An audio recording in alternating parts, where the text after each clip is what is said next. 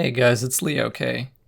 Sorry this video took so long to be uploaded. I was waiting on some equipment to get here, and due to the current global conditions, everything took a little bit longer than anticipated. But with that said, thank you so much for allowing me and, working with me and enjoying my content enough to bring me to 10,000 subscribers. That feels pretty incredible. I honestly didn't think I would ever reach this point, but that's me. And yeah, I'm just going to go ahead and begin answering everything that you guys asked. And once again, thank you so much, and sorry for being late. Some of these circumstances were just totally out of my control, but we're here now, so let's get into it. The beautiful tapestry of assassins over different games brought in their varying perspectives. What's your perspective on our creed? Nothing is true, everything is permitted. I treat the Assassin's Creed as both personal liberation and societal awareness. When something is said to be true, another way of saying that is that it's absolute. And when something is permitted, another way to say that is that it's possible, that it's capable of happening. Ergo, I can rephrase the Assassin's Creed's maxim as nothing is absolute, anything can occur. When you get dragged down into pessimistic thinking and believe that you must fail, and that you're destined to experience a certain situation a certain way, remember that nothing is true and everything is permitted. The same is true of the flip side. Nothing guarantees a positive outcome either, and entitlement will always hurt ourselves way worse than it hurts anyone around us. Being capable of detachment from undesired outcomes and feeling free to just pick ourselves up and try again becomes a lot easier through this lens. There's nothing in this reality affirming that you must experience things a certain way every single time, without exception. There is always a chance. Reality is probabilistic, not deterministic. Nothing is locked in, nothing is set in stone, and for a large part we do define the lives we live, or at least the way we perceive them. In terms of personal, individual liberation, the Assassin's Creed reminds you to think for yourself. Don't just abdicate your freedom, don't throw away your ability to make your own decisions. Not only are you fundamentally free, being free makes you responsible for using your freedom in a constructive way. Handing someone else your authority and your autonomy and your decision-making for no good reason is the most irresponsible application of your freedom you could possibly commit. You should never ever listen to someone or obey someone just because it's normal. A few hundred years ago, owning slaves was seen as normal and moral. Beating your children was once normal and moral. What is moral and what is right is not decided by society's laws. You need to decide for yourself. And if you know something is wrong, are you going to use the freedom you possess to just let it happen? Or are you going to use your freedom to enhance the freedom of other people, those who are in need, who are downtrodden, who need your help? Likewise, sometimes the most responsible use of our freedom is to deploy strategic selfishness. As the adage goes, you cannot pour from an empty cup. You need to take care of yourself in order to give of your being. In order to be selfless, you need to make sure you're stable first. All of these things, all of these reflections, can be derived from the maxim of the Assassin's Creed. And as for the tenets themselves, they're fairly applicable to our daily lives as well when you think about it. Don't harm people you don't need to harm, don't jeopardize yourself unless it's necessary, and don't compromise humanity while striking back in whatever way you can at all the people who do. To me, that is what the Assassin's Creed takes the form of, and that is how I process it in myself. How do you feel knowing that your work has brought so many different people together, that you've been the catalyst for friendship, change, growth, and even people falling in love? Why do you think we hold ourselves to the harshest standard? Why do we so easily forgive others but not ourselves? Truthfully, I feel pretty good about that. It's a pure feeling, a warm feeling, because when I think about it, I realize that this is the kind of stuff that truly becomes legacy. When I'm dust, very few people are going to remember the flashy stuff I showed off, the mechanics I taught people, or the stories I analyzed or talked about. People aren't going to care about that. What people will remember is that part, though, that I did bring people together, that I was the catalyst for connection and friendship and change and growth, even friends of mine falling in love with each other. Sometimes on days when I feel really dark and think that, this YouTube stuff, making my online presence be about gaming, it doesn't really mean anything. I remember that actually, no, that's wrong. It means a whole lot, because it's the people surrounding it that make it so.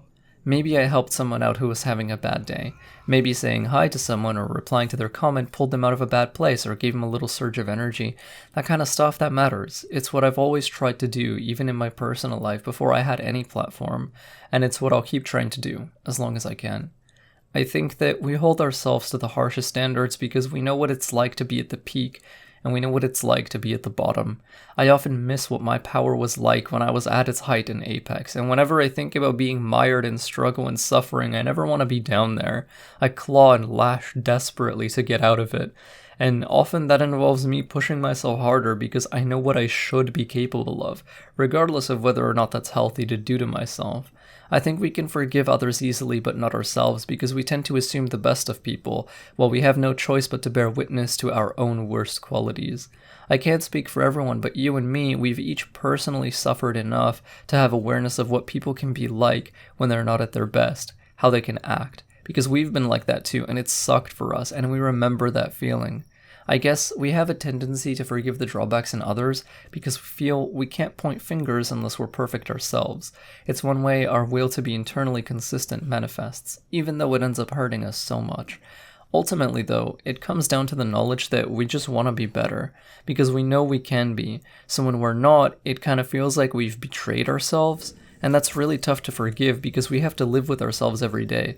I think that we're doing okay these days though, and hey, whenever we've been in a messed up place, you've always forgiven me, and I've always forgiven you, because despite feeling incapable of giving that to ourselves, we still know how important it is to grant it to each other. Thanks for your question, dude, I appreciate it, and I hope you're doing well. From 1 to 10, how much would you say the fun of stealth relies on the movement of AC games, and which game stealth suffers the most from bad movement?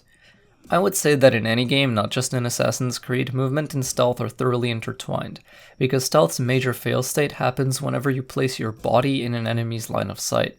In fact, because of this, I would go as far as to say that all stealth games are actually about skillful movement. When do you move fast and loud? When do you move slow and quiet? When do you stop moving to inflict an animation on an enemy, and when do you decide to just move past them?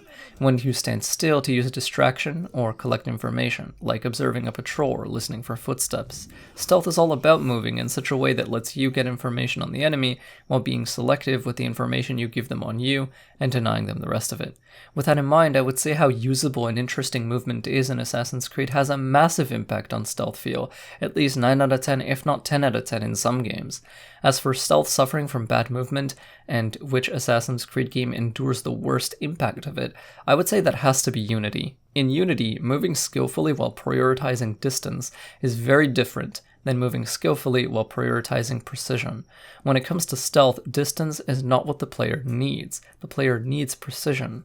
To put it in other words, when I'm sneaking around an outpost or a space that is controlled by enemy presence, I'm not so worried about how to stylishly move to another district. I'm concerned about my movement not bugging out, not breaking, not clunking up at a critical moment when I need to enter or exit cover, or the decisive instant when it's time to make a complex kill very fast.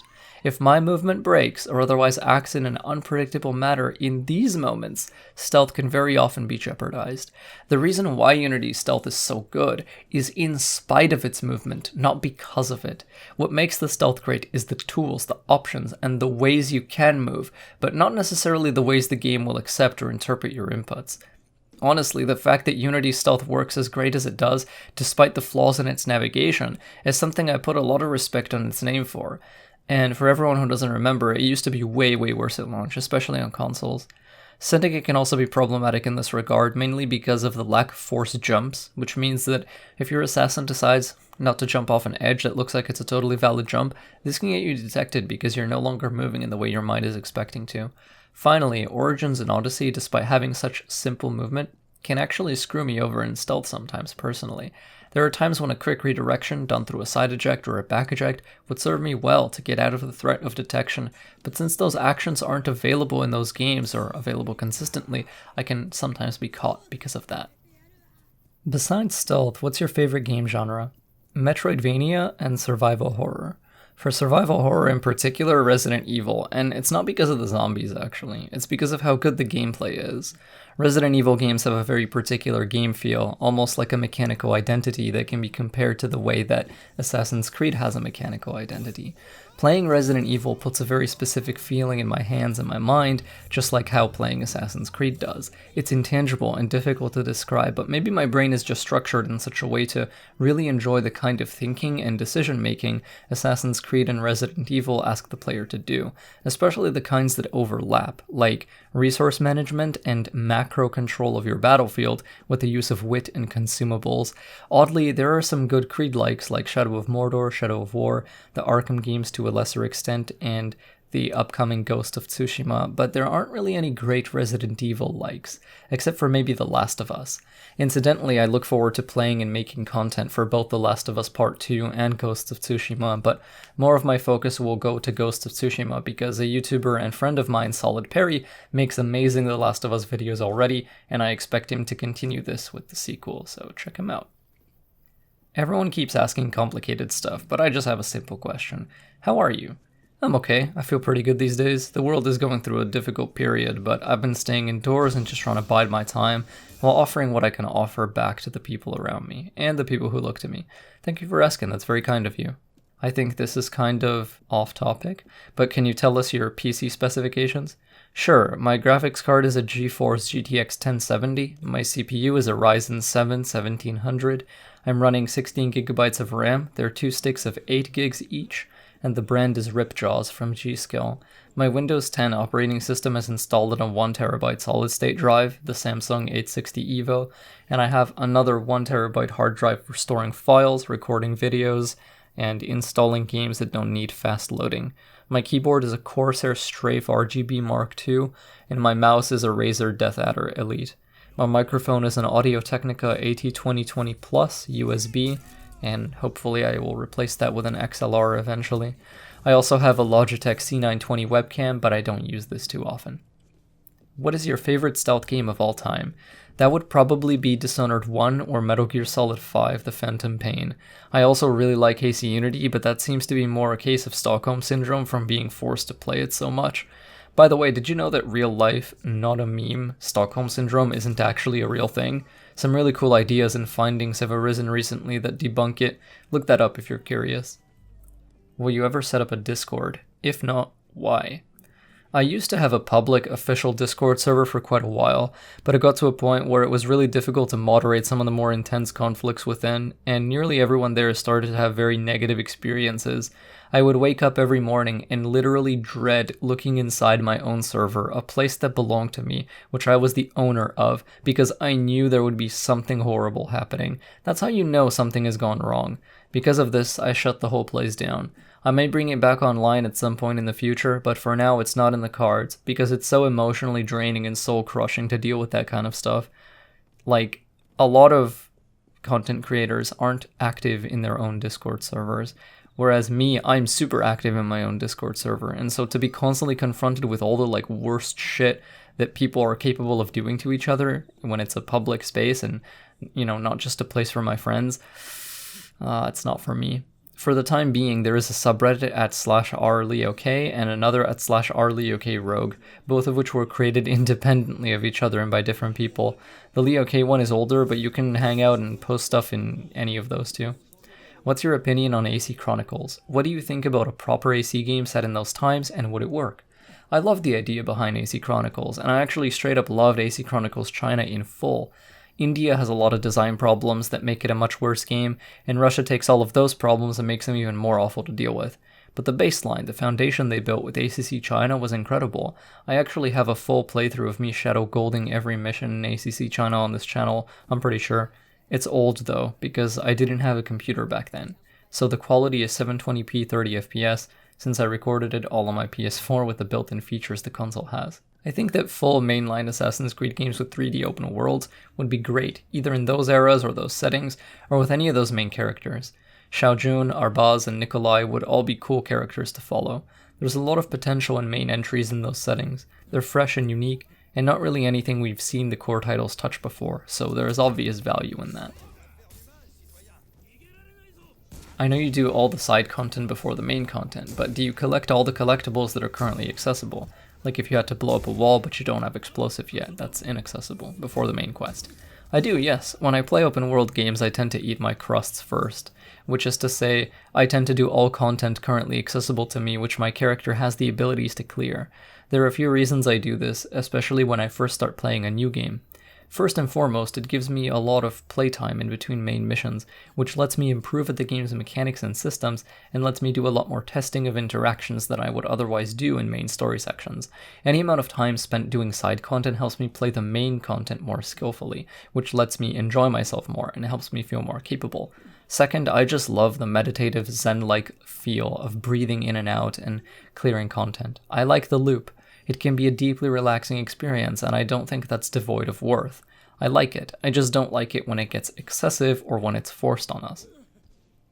Would you make an AC Unity co-op stealth gameplay with Stealth Gamer BR, GameKiller346, and Swifty Unknown?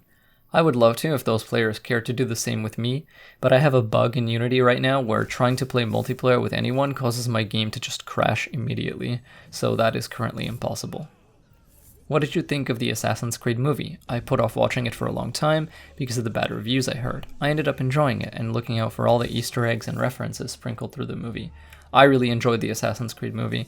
I think it does a reasonable job at evoking and expressing the Assassin's Creed universe in cinematic form, and I give it major praise and major respect for making use of present day to the degree that it did.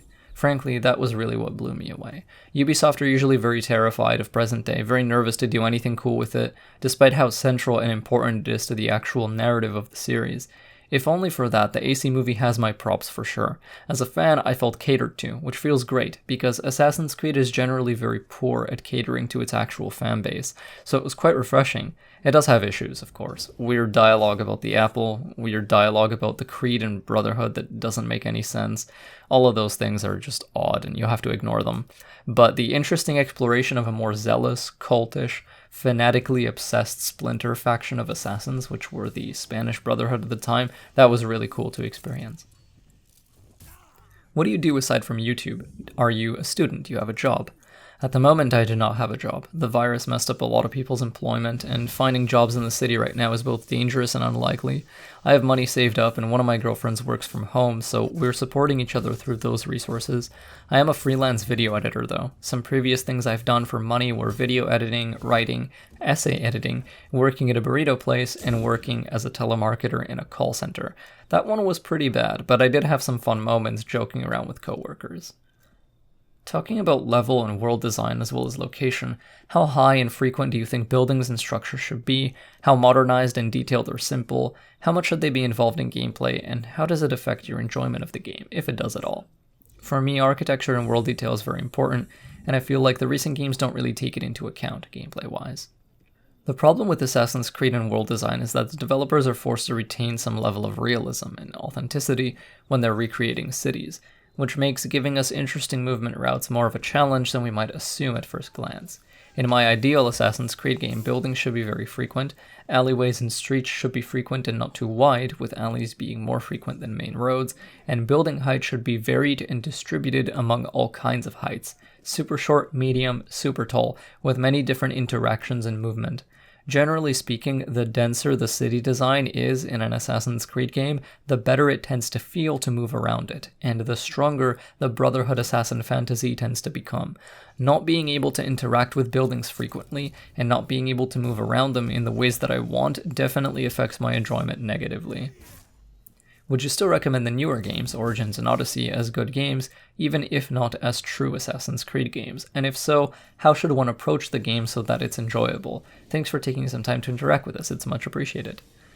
I would definitely recommend Assassin's Creed Origins, yes. I'd say it's a pretty well-designed game overall, and it has just enough Assassin's Creed elements to feel alright to an existing fan.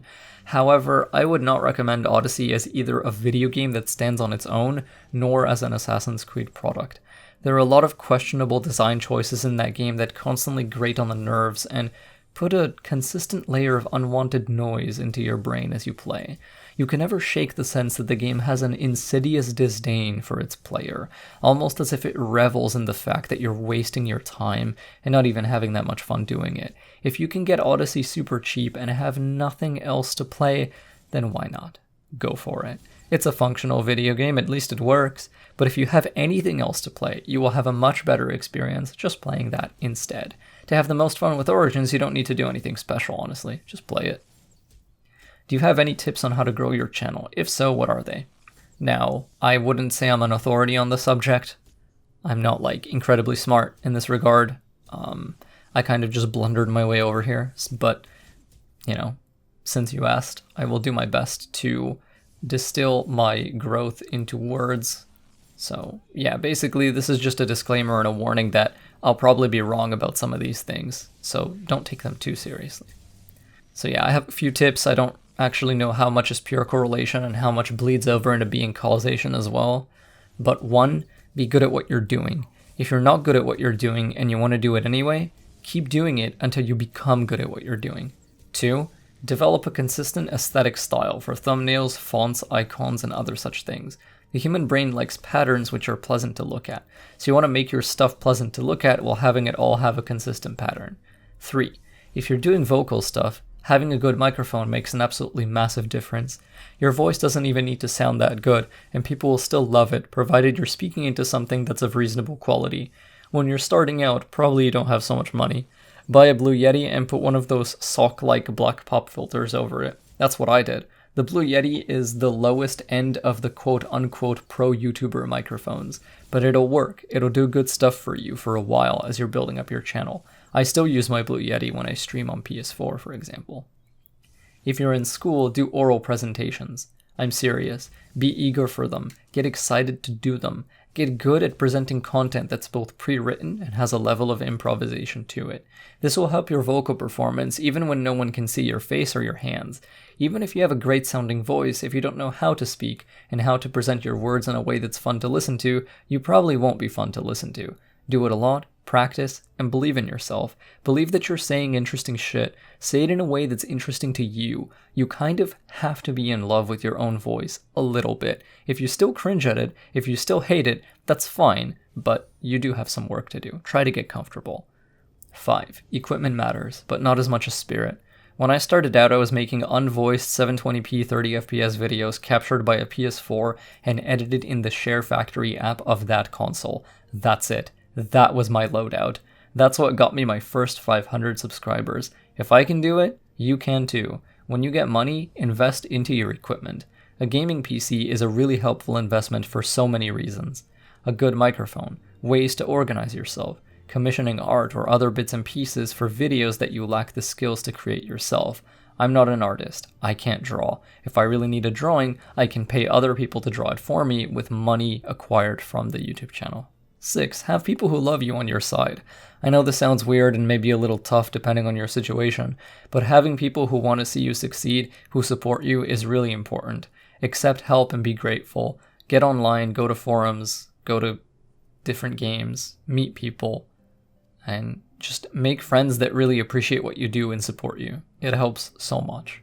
So those are the tips that I have. Again, I could be totally wrong. This is just a reflection of how I got where I got. Are you excited about the upcoming Ghost of Tsushima game, and would you be interested in making videos playing it? Your videos are really enjoyable. Have been watching your content almost daily over the last 2 months. Thanks and all the best. Hey, thank you so much. That's really nice of you to say. Yes, I will be getting Ghost of Tsushima at launch, and both streaming it on Twitch and making YouTube content for it, both gameplay showcases as well as mechanics guides and other discussions. I'm looking forward to playing it a lot, and all the best to you too. What time, location you think would not work?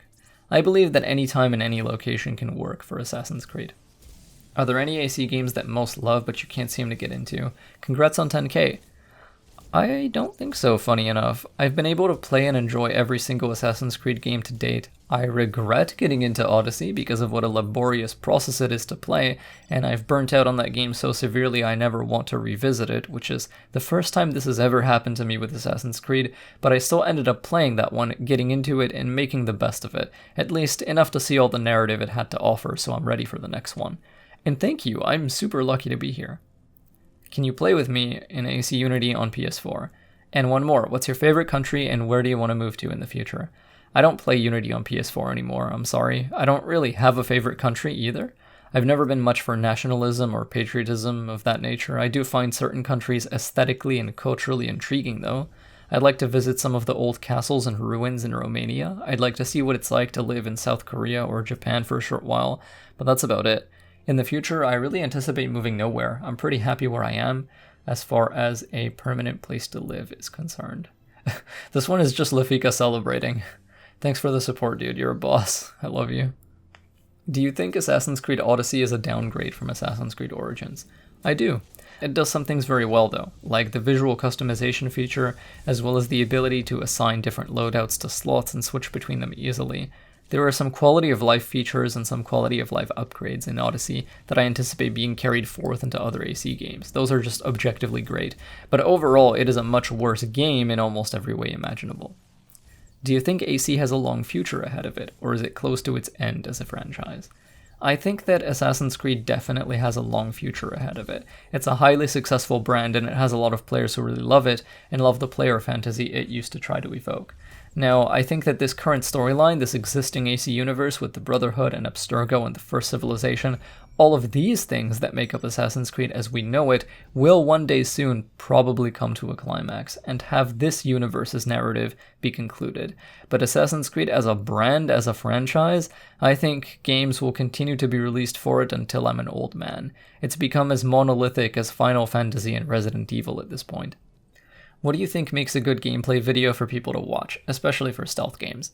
Hi, Jiji. I think a good gameplay video often involves something the viewer feels they're either unable to do or are unwilling to do themselves, but would still enjoy seeing. Showing a viewer cool stuff, interesting tactics, a unique approach to something, or just exhibiting strong understanding and skill at a game, these are often more than enough. For stealth games, there's a lot of room for impossible moments, so to speak. Things that a viewer can see and go, oh wow, I didn't know you could do that. Which is what makes this genre so enjoyable to create for and to watch. Overall though, if you're playing with a clean game screen and it looks like you're confident and you know what you're doing, I think that's generally enough for me to call it a cool gameplay video. What are your thoughts on AC Syndicate, and are you excited for Valhalla? I think AC Syndicate is fine. It's an okay game, it works and it does what it does. It's not particularly terrible and it's not particularly amazing. I do have a full no upgrades playthrough of it on my channel, and it's about 4 hours of me playing the game and talking about my thoughts on it as I do, so you'd probably get a lot more insight by watching that. In general, I appreciate that it's a more functional version of Unity, but I don't appreciate how much it cut away and how much of AC's vitality feels drained in that game. Another way to phrase it is that when I play AC Syndicate, I often feel like I'm going through the motions mindlessly. Now, going through Assassin's Creed's motions isn't necessarily a bad thing, but still, they're very enjoyable motions to be going through, to be sure. ACS is a game I can play if I just want to relax and turn my brain off, and focus pretty much exclusively on picking up side content while listening to music or podcasts. It's one of those. It does have some really well-designed stealth encounters in its main memories though, big respect on it for that. In fact, I should be redoing some of my old Syndicate videos on PC now that I have higher quality recordings available to me. And about AC Valhalla, yes, I am looking forward to playing it and seeing what it feels like to one-hit kill people guaranteed again. Hello Leo, what are you hoping for with Ghost of Tsushima? I can't wait to watch you do some moments of glory on my most awaited game of 2020. Hey there. With Ghost of Tsushima, what I'm hoping for is that the game offers me a wide and deep enough array of player verbs to let me express myself and play creatively. I want to be able to make art with that game's mechanics. I want to be able to manipulate guards in interesting ways or chain kills very rapidly. And I'm hoping that as an alternate approach I can avoid killing in certain missions and contexts entirely. All of those things add value to a stealth game for me and help me justify its upfront dollar cost upon purchase. Finally, I hope that it either has a cool save system or that I can replay missions in some way. I'm definitely excited. It's fair to see I'm more interested in Ghost of Tsushima than in Valhalla right now, but that's just because I've actually seen what Ghost of Tsushima plays like, and it plays like Leo K. Weeb Simulator 1270 AD. Naturally, I'm into it. Have you played Minecraft? I sure have. I think pretty much everyone's played Minecraft at this point, right? How far do you think your channel will go? To slightly misquote the Oracle from the end of Matrix Revolutions, as far as it can. I truly have no idea. All I know is I'm gonna keep doing what I enjoy doing. What's the first AC you played? That would be Assassin's Creed 1, my favorite video game ever made. Do you prefer sweet or salty food? I prefer salty food. Part of it is preference and part of it is responsibility. Eating stuff with refined sugar in it is super bad for you, so I actively try to avoid it most of the time. I don't drink any soda either. What's your top 3 stealth games? Dishonored 1, Metal Gear Solid 5, Deus Ex, Human Revolution. What do you think of Assassin's Creed Origins as a whole? Big fan, by the way. Thanks for being a big fan. I think Origins is a great game and an overall good Assassin's Creed game. Bayek of Siwa is a fantastic, very human character, and that's something we rarely see in games executed to that level of warmth without being boring about it. That's another thing. Bayek is largely, for most of the game, a hero. Not an anti-hero, but a hero. It takes a lot of work to have me enjoy a character like that and resonate with them, because most heroes are very bland by the numbers and not written to be terribly interesting to me personally. On the gameplay front, it's fun all around. Even though I don't like the hidden blade being statted and believe it should auto-kill when playing correctly, stealth works enough of the time that it's not a problem, and combat is fairly well balanced to let you kill everything very fast if you know what you're doing, but still have to stay aware of your surroundings so you don't lose encounters. Movement is boring but functional, definitely a low point. I think Origins represented a cool new beginning for the Assassin's Creed universe, and I'm kind of sad to see the course of the franchise crash and burn only one game after it. Can you do 100 jumping jacks? Yes, I can. I used to train in Taekwondo a number of years ago in Toronto, and part of the exercises for each session involved a lot of jumping jacks and a lot of skipping rope. I ranked up to blue belt, and then an important leg surgery I had to get necessitated I stop training, so I quit. I had a lot of fun though, and Master Rim was a total badass. Why Dark Alphabet Soup? So I had to come up with a username and I was really young. Back then I already knew I loved writing, so I thought, okay, writing uses letters, so that's where alphabet came from. But I was like, alright, but alphabet is way too simple. It needs to have more to it. And the first thing I thought of was Alphabet Soup, but soup with an S was too normal, so I changed it to Alphabet Zoop. Now, that looked too goofy for me. I needed it to be a little more grim, a little more edgy, you know, I was like 13, so I slapped dark in front of it. Dark Alphabet Zoop. Long may his legacy live. I'll always be Daz to the folks at the Hidden Blade no matter what I change my name to. Are you satisfied with the current modern days in Assassin's Creed? If not, how could they make it better? I'm definitely not satisfied. One way they could make it better is by offering more actual present-day missions very similar to the things that Desmond did in Assassin's Creed 3. Also, Layla Hassan is a deeply unpleasant character to follow, who doesn't behave like a real human being. Say what you will about Desmond Miles, but every single one of his reactions to his situation were deeply reasonable. They were all things that you and me would probably say and do if we were stuck in such a crazy, life-changing scenario. Layla doesn't have this advantage in her corner. Everything she says and does is just off somehow. It almost feels like she's not even really engaging with the rest of her world. She just says her lines and then does her next weird behavior. Either get rid of Layla or redeem her, or convert her into an absolutely insane power-mad villain who's been mentally corrupted by the staff of Hermes. Make Otto Berg, Sean Hastings, Rebecca Crane, and Galina Voronina the modern-day protagonists. Let me play as them. Allow guns in modern day with suppressors. Allow smoke grenades and allow Hidden Blade melee combat. Lean in hard to the more outlandish anime elements of Assassin's Creed and just go crazy. Have some goddamn fun, why don't you? Maybe then we'll have fun too when we actually play this stuff. If you were an ice cream scoop, what flavor would you be? I would be pistachio flavor. And no, that is not my full name, but I laughed really hard when I saw your username, so thank you. Leonardo di Kashnikov, what a mess. AC3 is the most boring game ever? Rhetorical. AC3 is definitely not the most boring game ever. I think it's actually a really fun game, and its problem isn't that it's lacking in entertainment, it's that it's really frustrating to experience because something is constantly getting in your way or falling apart. It's like Unity's grandpa, basically. Amazing idea, beautiful concepts, unlucky execution. I also love Radon as a character. Would you prefer the next AC game after Valhalla was made in the same format as Odyssey and Origins, or if it was made more similar to Unity? I would always love to see another Assassin's Creed game follow in the design philosophy of AC Unity, which in itself tried to pay tribute to the design philosophy of AC1, if just a little bit. A return to more urban-heavy, city-based games is what I want to see, and play in general, and Unity is decidedly closer to that direction than this current ancient saga of Assassin's Creed. Is there a game that you really love but you suck at it? Yes, there are several games I love but which I am utterly terrible at. Overwatch, League of Legends, Mortal Kombat, and most recently The Last of Us Part 2. except Ezio and Altair, which protagonist deserves a sequel. Bayek, Amunet, Arno, and Lydia Fry. What got you into stealth movement games? Why do you enjoy them so much? I think it was just a matter of coincidence, honestly, or perhaps many coincidences. When I was really young, I ended up playing Prince of Persia: The Sands of Time, and it was really unique for my young mind, and like nothing I'd ever played before.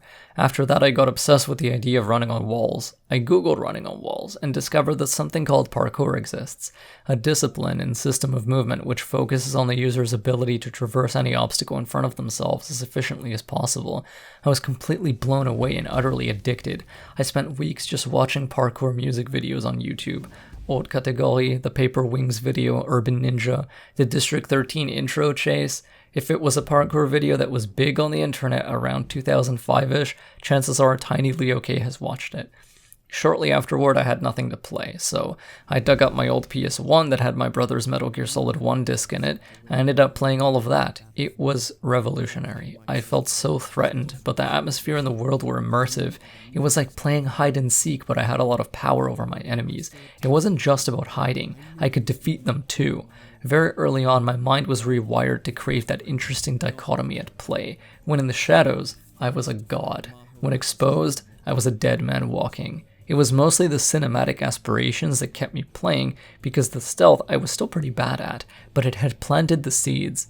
When I got my PS3 a few years after that, I played Assassin's Creed 1 because I loved Prince of Persia so much, and it was originally advertised in gaming magazines at the time, which I collected, to be a Prince of Persia game. It wasn't a Prince of Persia game by the time it released, but it didn't matter. It felt truly next-gen, and in the marketing demos for it, Jade Raymond had referred to the player's movement directly as parkour. The same stuff I was obsessed with and learning about for a few years. It was basically meant to be. I connected with Altair quickly, and with Desmond too. I found the modern-day story incredibly compelling, bone-chilling, haunting. It felt terrifying and cold and wrong somehow. At the time, I didn't know the word dystopian, or what it meant.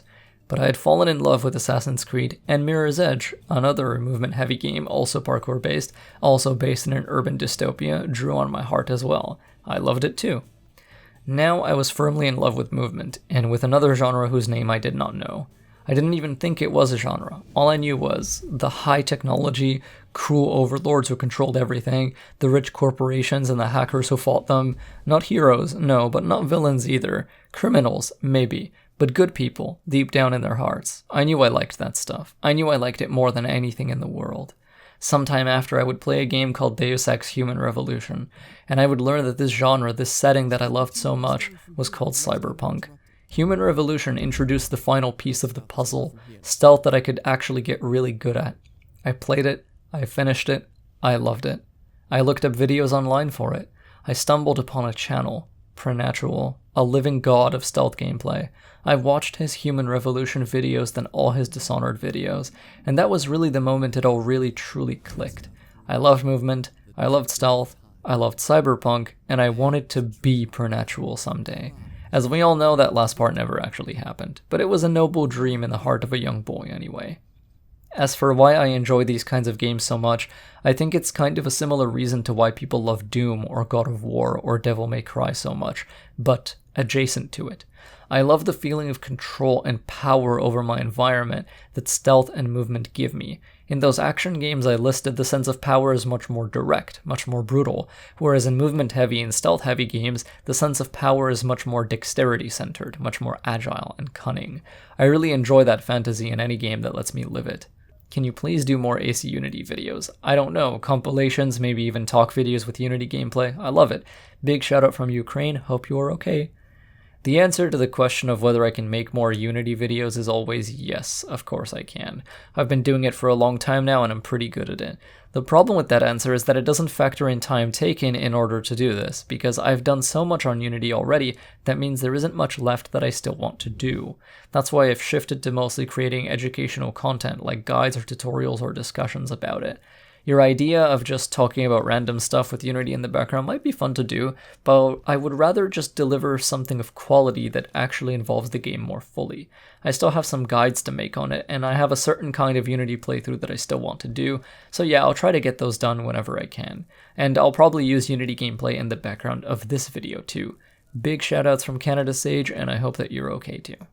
How do you feel about the new AC game coming out? I'm happy that one-hit stealth kills are back, I'm happy social stealth is in the game, I'm happy that leveling and grinding XP were removed. Other than that, there's not enough information for me to talk about yet, but just those elements by themselves that have been confirmed, those already have me pretty happy. Congrats on the 10k, Leo. Are you open to talking about more personal topics like the How to Apologize video over gameplay in the future? I really enjoy your insights on these types of things from videos and streams, and I found them quite useful and applied in my own life. Cheers, bro. Thanks, Guru. I am definitely open to talking about personal topics or more real-life topics like that one. Technically, I still need to make a sister video to the one that we just mentioned called How to Forgive, but after that, who knows what I'll talk about. I don't really have that many ideas for this kind of thing because they don't come naturally to me, but I do have a lot of things to say about life, self-improvement, growth, mental health, and human interactions overall if people, ask me about specific things or make specific real-life topic requests in comments. Do you think AC1 Remake will come on next gen? Also, bravo for the 10k subs. I'm not sure AC1 Remake is ever a game that we're going to get, to be honest, and that makes me quite sad because I'd love to see it one day. So proud of you with your 10k subs. What is the thing you want people to take away the most from watching your videos? What would be most pleasing to you for people to think of when watching a Leo K video? Next question. When is the bloopers or Leo K losing his mind video coming out? I so need a whole vid of you laughing hysterically. Your laugh is adorable. Keep up the great work, and here's to another 10k and more heart. Thank you so much, Wolf Mom. That is super awesome of you. I guess the thing I want people to take away the most from watching my videos is inspired. When people watch my stuff, I want some of them to think, damn, I want to do stuff like that. Next, I want people to be able to enjoy what they're playing a little bit more because of me. I want them to feel like because they watched my stuff, when they close my channel and stop watching me, when they go play their own game, they're having even more fun now. Finally, I want people to feel good about themselves, to feel good that they're learning something that makes them more skilled, makes them feel like they leveled up, not just in terms of their character, but they themselves in reality. There are very few feelings in life that are more satisfying than feeling like you just got better at something, and feeling the impact of that very directly. I want my viewers to have that feeling as much as possible. As for the bloopers of Leo K losing his mind laughing, the first step is for us all to work together to get many more clips of that kind of stuff. That means I should be streaming much more and encountering ridiculous scenarios. The only problem is that it's so impossible for me to predict what will make me start cackling and doubling over in laughter. It could be literally anything. My sense of humor is so random and inconsistent. I so want to make that video though. Thank you again for being so supportive and kind to me this whole time. I really appreciate that. Leo, can you do a face reveal update? A quarantine face? I suppose I can. Quarantine face is not very different from my regular face. Can you describe in one sentence why you love Assassin's Creed? Assassin's Creed is a series that unifies gameplay that resonates with me, and stories, themes, and politics that resonate with me, all at the same time, all in one series. What features do you want them to add in AC Valhalla? I can't think of much that is both likely to be added and hasn't been confirmed already. I guess a big one would be I want proper present-day missions again, like in AC3. Have you played the Dishonored series? They're my favorite stealth game series, and I think you would enjoy them very much. The gameplay is very intriguing, the story is an absolute masterpiece, and the atmosphere is out of this world. Seeing as you enjoy stealth games, I think you could produce some great content on this. Hey Gira, yep, I've played all of the Dishonored games and I love all of them to varying degrees, with Dishonored 1 being the best one and my personal favorite as well. As for creating content on them, Dishonored is an exceptionally well-covered series on YouTube. There are people magnitudes more skillful than me who are already doing a fantastic job making gameplay videos of these games, which makes me very unlikely to try doing it myself. That leaves my second mainstay, educational or guide content. And with that, I'd be too worried of missing something or leaving something out to do much in that regard. Or, due to Dishonored's systemic nature, I can see myself having to take down and re-upload the same video several times as new mechanics and possibilities get taught to me. Overall, there's a lot of discomfort in me about attempting any kind of crafted, non-livestream gameplay of Dishonored, simply because people way better and way smarter than me already have this covered, and I would feel kind of inadequate by comparison. But like I said earlier, favorite stealth game ever made. God, it's so good. Do you think AC can or will ever go back to its original non-RPG formula? Do you think the RPG genre fits all historical periods? I definitely think Assassin's Creed both can and will go back to its original non-RPG formula eventually. The thing is, I also think this is going to take a long time. RPGs are the hot thing right now, both in the general gaming audience as well as apparently internally at Ubisoft, if you just look at the kinds of games they keep releasing. One day though, this will change. And the reason why it will change is because the people making them will get bored of it, and the people playing them even more so. At that point, there will be another huge paradigm shift. As for whether I think the RPG genre fits all historical periods, I suppose it can if they craft it masterfully and apply it intelligently. But therein lies the trouble, because if you get RPG gameplay right, you can add a bit of enjoyment to an already good experience. But if you get RPG gameplay wrong, you've just signed your game's death warrant, and the fanbase is coming to collect the corpse. There are just too many ways to screw it up, especially in a game that features stealth as one of its main playstyles. Making a good RPG is hard, but it kind of feels like Ubisoft haven't gotten the memo because they just keep releasing them anyway. Do you think an AC game in the modern world, or maybe a bit before as its setting, would work? How would you like it to be? I think it definitely could work. AC Origins introduced bow types that were basically analogs to different firearms. The hunter bow is just a bow, but then you also had the light bow, which is an SMG, the warrior bow, which is a shotgun, and the predator bow, which is a sniper rifle. These weapons can be transferred to a modern setting easily, and can use the same controls shooting or ranged weapons use in the games right now. The bleeding effect and eagle vision would have to be leaned on hugely to truly sell the Assassin's Creed vibe in a modern setting. UI elements would be the result of the bleeding effect and eagle vision instead of Animus UI. I love the more Assassin's Creed elements of Assassin's Creed, like crazy aura senses and memories clashing together. All of that stuff is so great narratively, and I think present day offers a big way to, express that in moment-to-moment gameplay. Do you think you'll ever go back to Unity? If not, why? You're one of the best players I've ever seen in Assassin's Creed, and it seems to me like you don't want to play it. Also, do you like the combat system of Origins and Odyssey better than any of the other games? I go back to Unity on occasion, yeah. I enjoy playing the game, I've just played so much of it that there's not much left to do. Like, very few people have played Unity as much as or more than me. I think Swifty Unknown plays it more than I do, and I'm pretty sure he actually loves it a bit more than I do as well. I do have reasons for disliking the experience of playing Unity from time to time though, and those reasons are mainly that the game is unfinished, that it's broken, and constantly messes with me somehow, and that Ubisoft just changed things that never needed to be changed, leading to me having a less interesting and creative experience than I could otherwise have. But overall, I like the game. I've gotten used to it over the years. As for the combat question, I like Origins combat a lot better than Odyssey combat, but I don't think either of them come close to Brotherhood in terms of sheer fun factor, player expressiveness, creativity, flow, and deadly balletic style. Can you make a video listing out various locations you can side hop in Unity?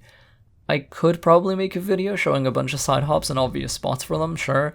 It might help people see the kind of architecture they can be done on and start to learn what those situations look like for themselves. Until I get around to it though, I highly recommend you watch the assassination video on The Prophet, made by blackTIE. That video is really great if you want to see a bunch of side hops in the same footage. The best part is, it's all one smooth flow with no cuts. So to help your brain identify these opportunities, a lot more than the video I would make, which would be a highlight reel. Rank your top 5 biggest fans and why. Honestly, I have no idea who my actual top 5 biggest fans would be. How can I place a ranking or value on the love others have for me without asking literally everyone, which can't actually be done? I can't read their minds, and I can't ask them all, so this question is essentially impossible to answer.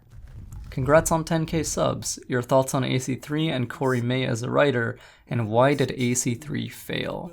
Thank you. I think AC3 is an interesting game. It has really cool fighting, as well as some incredible weather and nature effects for its time. It makes sense because it was the first time Ubisoft really toyed with evoking the natural world in an Assassin's Creed game. I also love its present-day gameplay. Best in the series for me, with Brotherhood. Corey May is a great writer. Let's not forget, he wrote for and contributed to Assassin's Creed 1, 2, Brotherhood, Revelations, and Black Flag as well. I also don't necessarily think AC3 did fail. Commercially, it did really, really well. And although it disappointed a huge number of people, it has some extremely passionate supporters who love it more than anything else in the world. It's also quintessentially an Assassin's Creed game. It has all the elements of Assassin's Creed in it. I guess it's fair to say that, like AC1 and like Unity, AC3 is just a really unique, one-of-a-kind game that, really tries to uphold the Assassin's Creed fundamentals and themes and lore and concepts, but it just wasn't pulled off super well. As to the reasons behind its flaws and damage, it's just a super unreliable game, with really weird design, and a tutorial that's incredibly dragged out. It also killed the series' main protagonist, which was always going to be a controversial move, but I would have been fine with that if the games that followed it did something cool with it. And the games that followed it didn't make that feel terribly earned. Desmond's removal didn't feel like it let them do anything interesting, because they didn't do anything interesting through his absence, so ultimately I think that is a negative point against it. Any other games you would make in-depth guides on, other than Assassin's Creed? Yep, Resident Evil and Ghost of Tsushima mainly. It all depends on what I'm passionate about and what I believe I have enough wisdom to teach people about. Since your native language is Bulgarian, how often do you use it, and have you been thinking in English or Bulgarian since you moved to Canada? Hey Vadim, I use Bulgarian mostly when I speak to my mom. Generally, I think in English most of the time, and thank you, good health to you too. Make an OnlyFans, please, I need it. What would I even put up there? Sexy audios? I know that a lot of male, not safe for work content creators online do actually make voice tracks or audios for their fans to listen to. I could probably do that with my voice if I really tried, but it seems like it'd be a lot of work to build that kind of audience, and I already have a lot of work to do over here, so yeah, I don't know about that. Are you satisfied about all the stuff that we know now about the new Assassin's Creed game, Valhalla? Yep, I'm pretty satisfied with it. The only thing is, I just want to see it all. Text is nice, but seeing it in motion is something else entirely, and that's really what's going to matter a lot. Congrats on 10k. What are your opinions on the current trajectory of the Assassin's Creed franchise, as there seems to be an incentive to cater more towards a casual audience? Like you, I thoroughly enjoy having control over my movements, and Ubisoft have simplified traversal to the point of requiring zero effort in recent installments. Hey, thank you for the congrats. So, my thoughts on AC's current trajectory are somewhat nuanced. With respect to movement and navigation, yeah, the series is pursuing a very simplistic kind of accessibility without accounting for reintroducing additional depth elsewhere in the system. A smarter game would have still had movement be usable by everyone, but without completely nuking what makes it interesting for players who are hungry for that kind of thing. Accessibility is not a bad thing. I want everyone to be able to play these games. Let me be clear about that. I think I've made my stance on that really transparent already.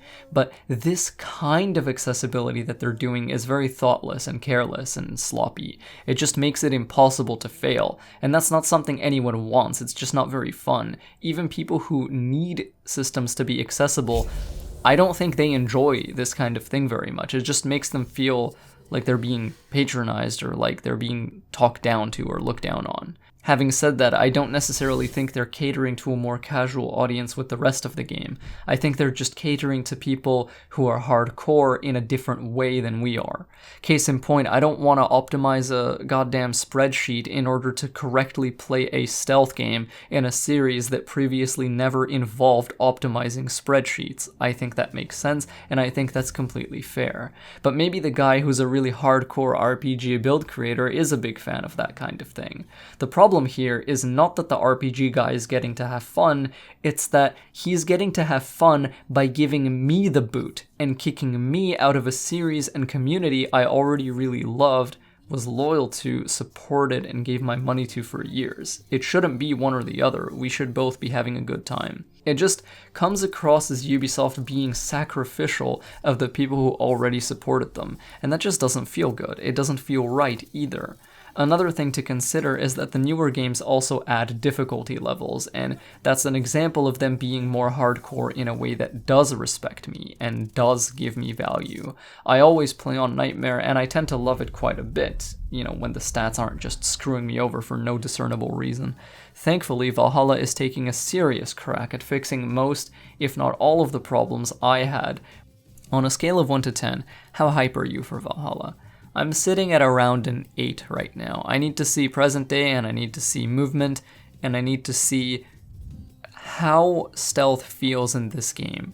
Because they can say all they want, hey, we don't have levels anymore, you can one-hit stealth kill anybody in the game now. That's great. I just need to see it. I need to see how it works. I need to see how it flows. What time period do you think Ubisoft will use for the next AC game after Valhalla? Or what period would you like to see? Honestly, I don't know. I would need to play Valhalla itself to start getting clues or ideas for what might come next. As for what setting I'd like to see a full present-day game, like always. I'd like to see a full main game in either Japan, China, Russia, or Romania. And to qualify my statement on wanting a present-day game, I don't mean our world's present day. I mean the Assassin's Creed universe's present day, which features many cyberpunk elements and sci-fi elements that do not exist in our world. Congrats to 10k subs. I would love to know why you're so much into Assassin's Creed. I mean, it's super cool, and if I had the time and motivation for it, I would probably be a bit more into it too. But you have like over 9,000 knowledge. Pretty impressive. First of all, thank you so much, both for the congratulations and for finding my knowledge impressive. Apart from the question I answered earlier in the video, I don't really know why I love Assassin's Creed so much and why I'm so into it. I guess the answer is, I'm so into it because I'm good at it.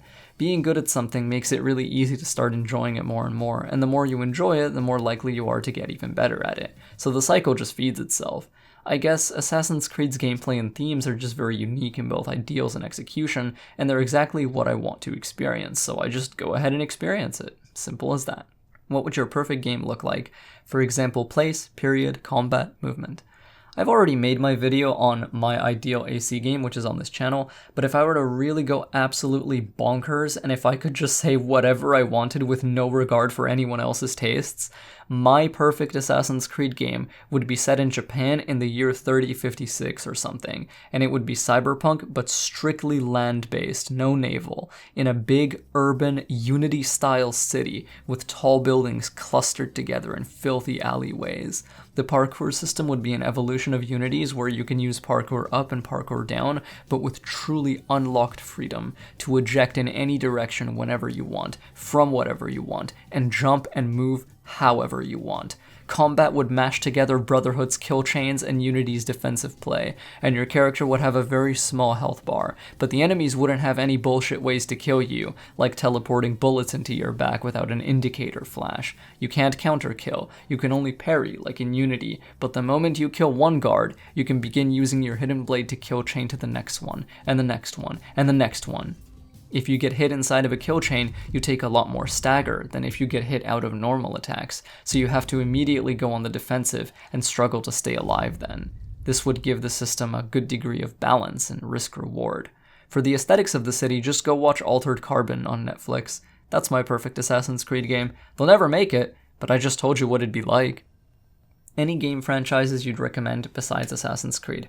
Yep, Resident Evil, especially all the RE Engine games, so that would be RE7 and the 2 remakes, Devil May Cry, the Batman Arkham series, Dishonored, Metal Gear, and all the Final Fantasy games released recently, especially Final Fantasy VII Remake and Final Fantasy XIV, which is an MMORPG, but you can mostly play it as a single-player game. Hey Leo, me and my girlfriend, Megan the Vegan, Megan rhyming with vegan, are thinking of getting a baby. However, we don't really want to adopt. We decided it would be best if I carried the baby, but we don't really have anyone to donate, and we don't want a random donor. You're very hot and smart and look like you have good genes. How much would it cost for you to send me some of your good stuff? Or we could just do it the old-fashioned way if you want, winky face. Hello Charlotte, and hello Megan the Vegan. Thank you so much for your truthful and correct compliments on how hot, smart, and good gene looking I am. I appreciate that a lot. Now, unfortunately, due to the current global conditions, and given that we are currently in the midst of a worldwide pandemic, I think that both me safely sending you my good stuff and us meeting up to achieve your goals the old-fashioned way are simply untenable. Luck and fate are not on our side this day, it would seem. Still, I'm really grateful to you for reaching out, and I wish you and Megan the Vegan the best of luck. What's your personal favorite moment in the Dishonored franchise? Hey Lori, this will probably sound really boring to most people, and many of you will think that it doesn't deserve to be my favorite moment, but mine is really simple. It's the moment when Corvo gives the letter to Empress Jessamine Caldwin at the beginning of Dishonored 1. I always crouch in front of her before I give it to her, almost as if I'm bowing in reverence on one knee. Corvo loves this woman, and he's deeply loyal to her. This singular moment is the only time in the series we ever see Corvo, Jessamine, and Emily be anything close to truly at peace and happy. I love this moment, and it's my favorite one in the entire franchise. Once again, I know it's not very flashy or badass, but there it is. That probably says a lot about me, about the things I value and who I am, and that's fine, you can all read into that how you want. Do you or have you played Dungeons & Dragons? I absolutely have, and I absolutely do. I create and play as a human rogue in almost every single campaign ever.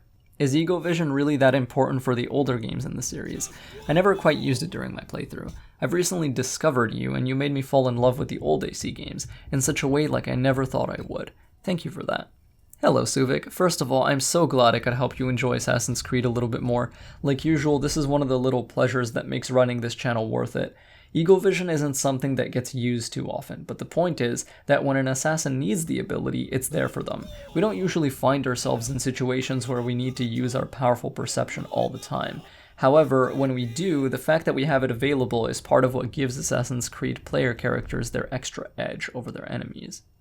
Here's a simple question. What inspired you to go this far on your channel and Assassin's Creed? I have a few notable inspirations. Pernatual, Stealth Gamer BR, Masonic, and believe it or not, MK Tom Brady and Rio. Tom Brady and Rio are Mortal Kombat players who make pretty useful and fun guide content for those games, so they obviously influence my more educational side. The stealth players I listed above should be self-explanatory. Pernatual is a non-lethal god. Stealth Gamer BR is a lethal god. Masonic is an Assassin's Creed god. Put those all together in a big pot, stir it up, wait for the singular guy they've become to come out of the pot while making him a little bit less legendary, and you get Leo K. Rogue. 10k! Holy smokes! Do you have other hobbies besides video games or writing? What do you personally find cool about the rogue archetype in media? If you ever played D&D, would you play rogue or switch it up? Hi Bingo, I'm not sure I have too many other hobbies besides gaming and writing, honestly, if hobbies are defined by active behavior at least. I love to read books, I love to meditate, and I love to exercise on occasion to get more circulation to my mind so I can process information better. What I personally find cool about the rogue archetype is hard to pin down, but I love the idea that rogues are actually incredibly honest, genuine, authentic, and sincere in their duplicity. So like as a stark contrast to a paladin or a priest and stuff, right? They shroud themselves in light and goodness, but there's often room for deception in them. And most of the time, those kinds of figures, they don't use their outward appearance of good to actually do good. They use it to press upon, to crush, to control, to be tyrannical. Whereas with rogues, you know the guy is a bastard. You know it. You know he's dark. You know he's edgy. You kind of know what you're getting. And there's a lot of sincerity to that. There's a lot of honesty to that. In a really ironic and twisted way, even though rogues are characterized so deeply by deception and trickery, at least you know that you can trust you'll always be getting deception and trickery. At least, you know, if you don't, if the rogue does treat you well and kindly and honestly, that means that you've done something to really make him your friend. Apart from that, the aesthetic side is not to be overlooked. Rogues are a natural crossover with dark clothing or the goth scene, so this resonates with me very fluidly as well. There's also some overlap between beings who stalk the shadows to kill someone, to steal from someone, or to drink someone's blood, so there's resonance with vampires and vampirism as well. Rogues tend to be seen as villainous by the status quo, while being treated as heroic or completely unnoticed by the downtrodden, by the oppressed, and by the masses they mingle with. That said, their heroism, if it's present at all, is often understated, and not really something they usually care to have recognized or applauded.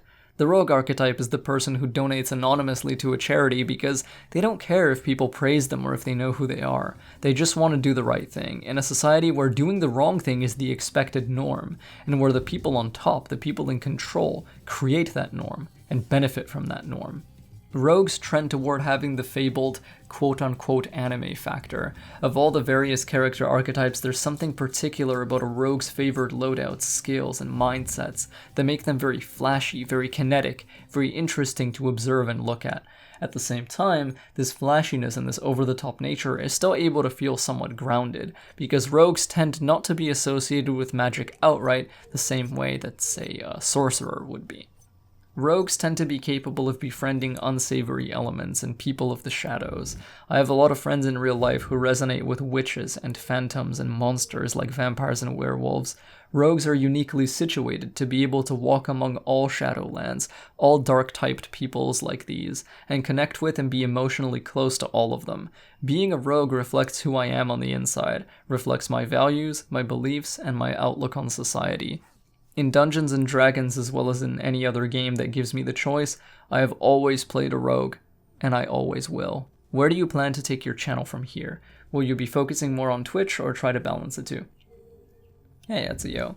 I don't actually have a concrete plan. I wasn't even supposed to make it this far. I'm just flying by the seat of my pants here. All I know for sure is I'm gonna be doing Assassin's Creed stuff for a long time, as well as beginning to lean harder on Resident Evil and survival horror alongside it. Funny enough, Ghost of Tsushima and The Last of Us 2 are both coming out around the same time, and one of those is a Resident Evil-ish survival horror game, and one of them is Assassin's Creed-ish open world stealth game. So, there you go. Twitch is something I'll start doing a lot again when I have the time and when I'm not working on YouTube videos, but generally if I'm on Twitch it's because I'm playing a game I would be normally playing by myself anyway, and I've decided why not turn on the stream and have people watch me, since I'd be doing this today no matter what. This is of course unless I have a specific game to stream in mind that I really want to show off. With regard to balance, yeah, I would like to strike that if I can. YouTube is my main platform and where most of my progress is seated. Creating and uploading edited videos is also very fun for me, so if I could do a decent amount of YouTube and a decent amount of Twitch, I'd be happy, because I really enjoy them both. In AC Unity, you can instantly initiate the killing animation in combat by holding the attack button. Is this a well-known fact?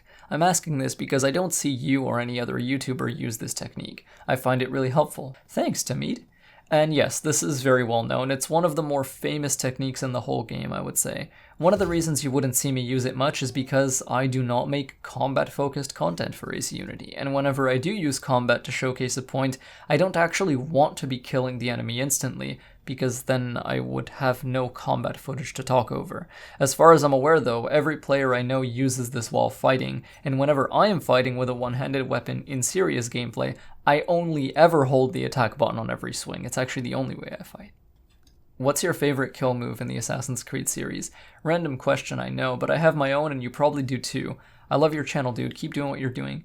Thank you, Guillermo. I appreciate that a lot. I do have a few favorites, yeah. I love the Hidden Blade counter kill animation in AC1, where Altair does alternating strikes with his Hidden Blade and his other fist. It looks incredible and just feels so Altair-like, so Brotherhood Assassin-like. It's flashy, but it's not flashy by being excessive. It's flashy by being efficient. How did you get started playing video games in general? How did you get into AC games? Also, who is your AC waifu? Hey, Kasayuki. I started playing games when I was about 4 or 5 years old. The first ones I played were Sonic the Hedgehog 3, Mortal Kombat 3, Super Mario Bros. 1, and Tetris. As for how I got into Assassin's Creed, it was because I was already into Prince of Persia. After I finished playing AC1, I had my mind blown. I went online to look for gameplay videos of it because I was curious, and I stumbled onto something called The Bleeding Effect, expert gameplay in Assassin's Creed. It was so incredibly godlike that it elevated my belief as to what was possible, not just in Assassin's Creed, but in all games. Before that video, "Nothing is true, everything is permitted" was just a cryptic statement. After watching it, I felt like it was a genuine commentary on the world and the possibilities open to us.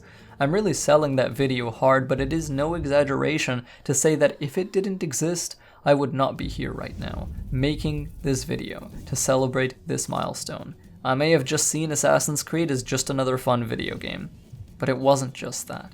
After watching The Bleeding Effect, it was apparent that Assassin's Creed was more than just another game to me. It was truly special. My Assassin's Creed waifu is probably Elise.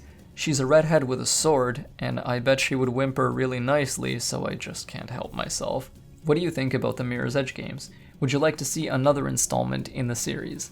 I love Mirror's Edge. I would love to get another one with the same art direction that Catalyst had, especially at nighttime.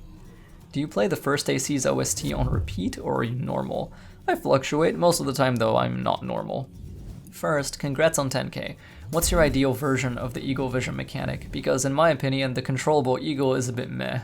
I feel the same. I loved Senu when she was just Senu. I think that Ikaros being a straight copy-paste without any unique abilities started to make the Eagle feel like less of a character and more of a game mechanic. I'm interested to see what they do with the Raven in Valhalla. Apparently they've souped him up and given him some crazy abilities, which I'm intrigued by, as well as made him less reliant on UI, whatever that means.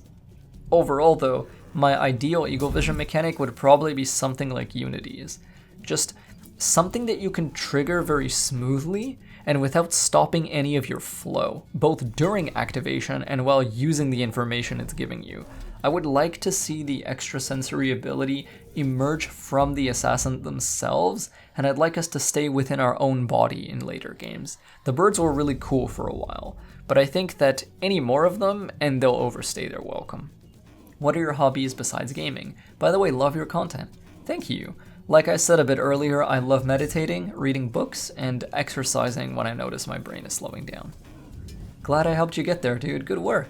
My question is, who do you think is the most pivotal or important character to the Assassin Brotherhood? Arguments could be made for Altair, Desmond, or Bayek, in my opinion. Thank you. I want to say it probably has to be Altair. Amunet technically had more influence over the creation and founding of the Hidden Ones, including the feather ritual and the way they set up their bureaus, than even Bayek did. Desmond wouldn't have even been around or capable of doing any of the things he ended up doing if Altair hadn't done everything he had. And the Assassin Brotherhood as a whole likely would not have existed into present day with the level of advancement, knowledge, and resilience they have if not for Altair's sacrifices, insight, and mentorship. Ultimately, I think that it's not any one figure that is the most important anymore. We have had a series of very critical individuals and critical people that have made the Assassin Brotherhood into what it is. And I think that all of their sacrifices are notable and all of their, work is important, but just when you've played Revelations and when you've read Altair's Codex in AC2, it just becomes really difficult to argue that anyone other than Altair is responsible for the Brotherhood's survival into present day. Like, if he didn't do the things he did, if he didn't research the things that the apple showed him, if he didn't sacrifice his life and his happiness and his entire being the way that he did, we just wouldn't be here. We would have been wiped out by Templars ages ago. How do you think Ezio's story would have turned out if he killed Rodrigo Borgia in AC2? That's a really cool question. I think that Cesare would have taken power much earlier and begun his conquest of Italy and eventually the world sooner. I think that due to having slain what they considered their worst enemy at the time, the assassins at Monteriggioni would have lowered their guard more and maybe taken even worse losses, since now they're not anticipating significant resistance because they've beheaded the Hydra, as it were. Apart from that though, since Cesare Borgia does still exist, I don't think the story would change too much. Congratulations, Leo. I'm proud of you for reaching 10,000 subs. I'm happy to see that your content has only improved with your increased popularity. Please never become a sellout, low-effort, lazy YouTuber like so many of them have become. Keep up the quality work. Thanks so much, Jay. One thing I can promise is that I will always make what I want to make, and I hope that the quality of the videos will be reflective of that. Like I've said before, I will sometimes even take down videos that I don't like as much, or that I realize, hey, I actually did a poor job on this. I'm just gonna try my best not to end up doing that. A good example of that is sometimes my viewers rush me for videos, notably asking me like, hey, when are we gonna get more Unity? I know that on a surface level it would make everyone temporarily happy for me to just spam Unity content as fast as I possibly can, but I also know that in the long run, it's much more satisfying for everybody to get videos that I know I've actually tried to make good and really enjoy watching myself. So I'm willing to make you all wait. I'm willing to take my time. That is my first bar of quality, by the way. Like, do I enjoy watching what I made? If the answer is no, I don't upload it. And like I said, if I upload something and then realize later, wow, this is actually not that fun, I will take it down. Honestly, I should be doing that already with my AC Unity Advanced Guide, because my voice sounds horrible in it.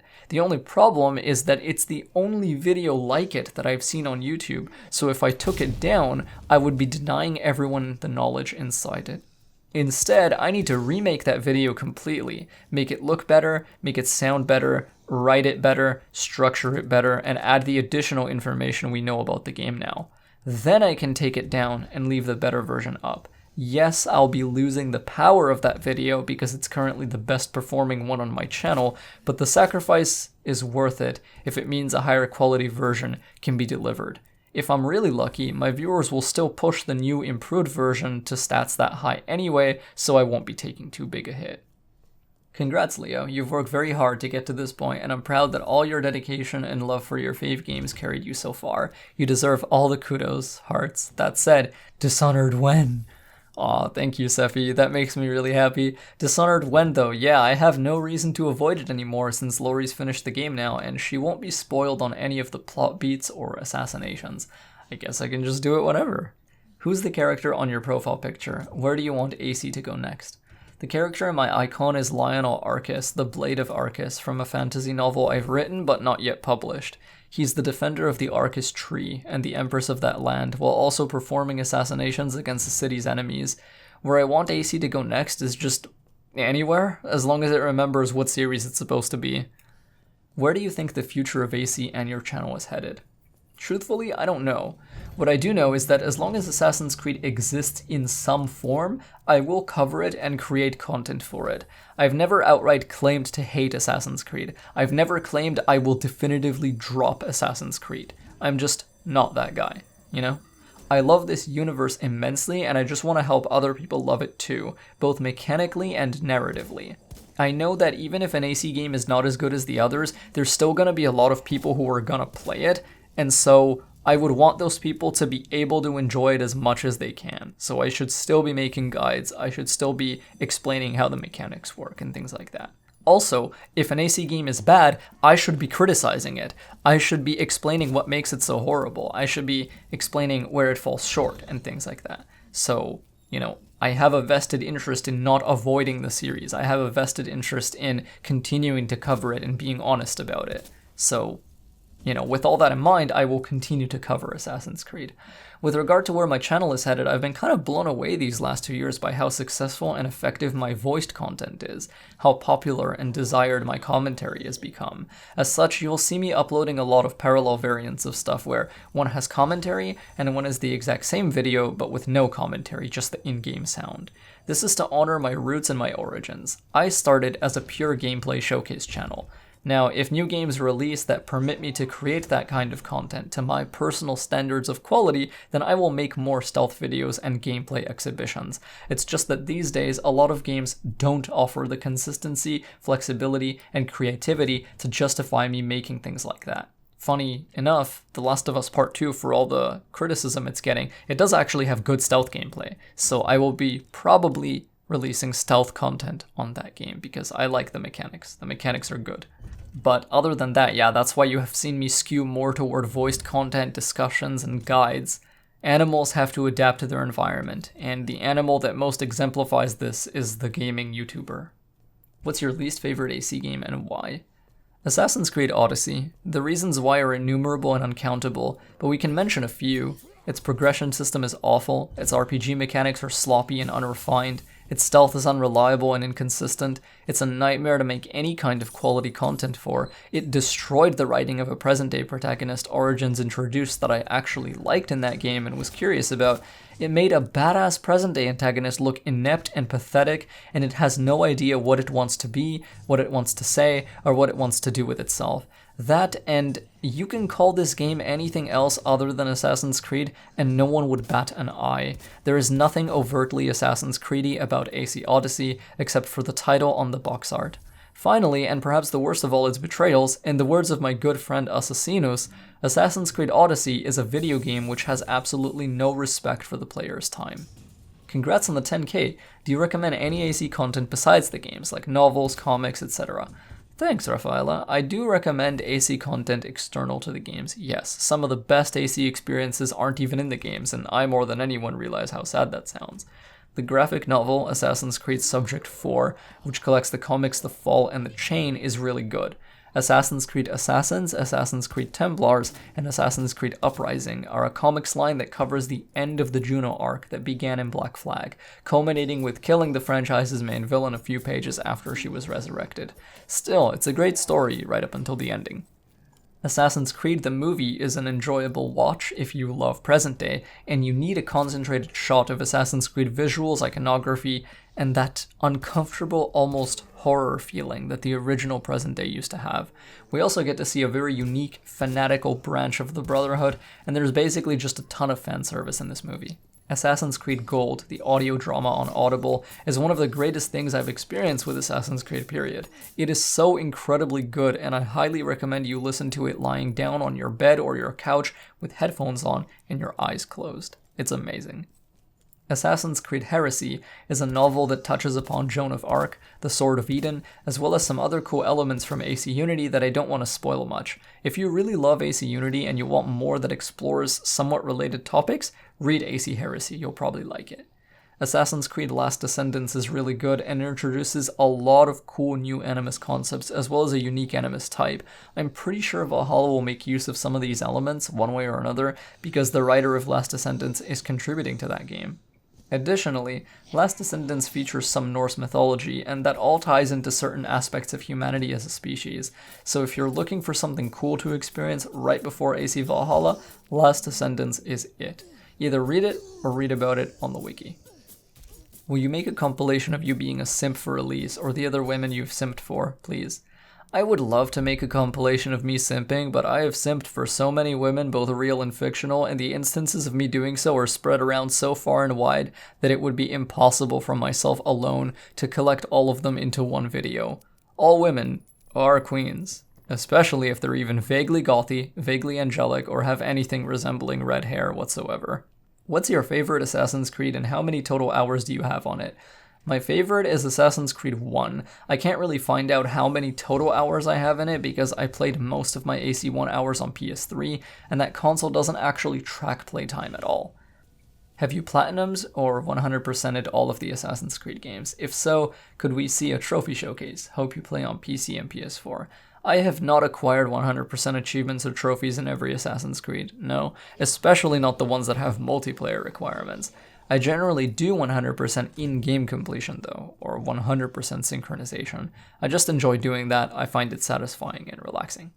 Why do you consider AC1 to be the most Assassin's Creed of Assassin's Creed games?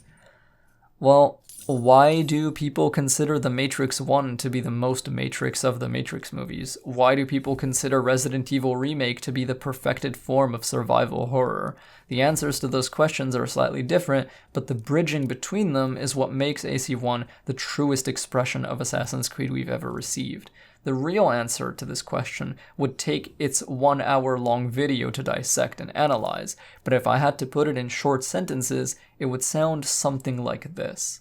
Assassin's Creed 1 features all the necessary elements of Assassin's Creed on both narrative and mechanical levels, while also refusing to include any elements that could dilute or reduce Assassin's Creed's core essence.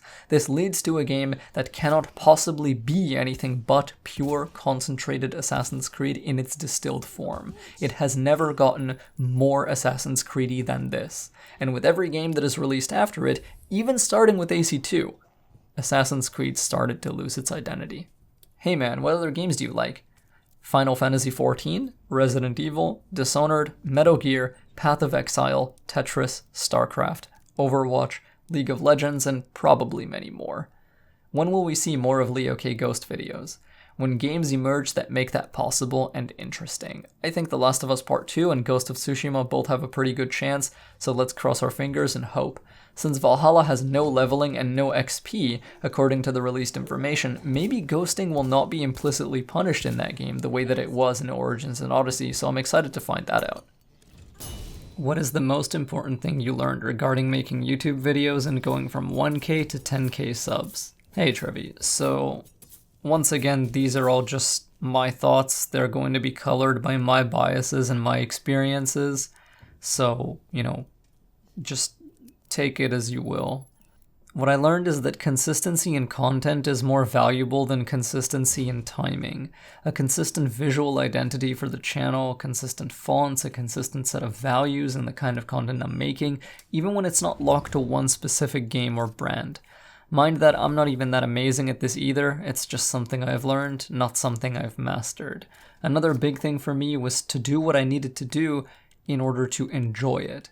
People don't know this, but there were 2 points at which I came dangerously close to being unhinged and straight up deleting my entire channel, wiping it off the face of the earth completely, because I was so burned out. I was so depressed. I felt so stressed out and pressured, and like the things that I wanted didn't matter. You remember I had some intense moments where I was constantly upset about how if I didn't do Unity, or if I tried to do something I really, really loved that wasn't that game, nobody gave a fuck about me. None of my effort meant anything. Those were some of my lowest points, and Pi literally begged me not to delete it all, not to burn it all down. She even started saving some of my vids with a YouTube video ripper because I really started to worry her that I was just gonna blow it all up. Why did that happen? It happened because I felt like I was at the mercy of the ecosystem, that my wishes, my emotions didn't have any value, that people didn't care about me, about Leo K as a human being, as long as I was just giving them what they wanted, that I had to shut the fuck up and just do Unity, or I might as well be doing nothing, I might as well not exist. All of my actions might as well never happen. So yeah, of course, when that's where my head was, I would think, okay, then just screw all of it, right? If it doesn't matter, and if I'm gonna be a prisoner of this one game, even though I do really like it, then it's not worth it because I'm so completely unhappy, I'm never allowed to do anything else. But I realized that's never true. What you want, running your channel and making things for it that you enjoy, matters most. If you stop having fun with it, you burn out and die. Never stop having fun with it. Another major thing that helped me a lot is, well, people like you. That we could talk behind the scenes and make jokes about how inconsistent games could be. That we could be like, this checkpoint is so garbage, and all of those little moments that helped me a lot. It's really important to have people you love that support you, that appreciate you, not just because of the materials you're making, but because they can see the pieces of your soul you put into your work. When I watch a Treviso video, I can feel it's a Treviso video. When I watch a blackTIE video, I can feel that blackTIE made that. We aren't just interchangeable parts. The things that we do are wholly unique, even if it's not always obvious. Value that. Realize what you do, only you will ever do.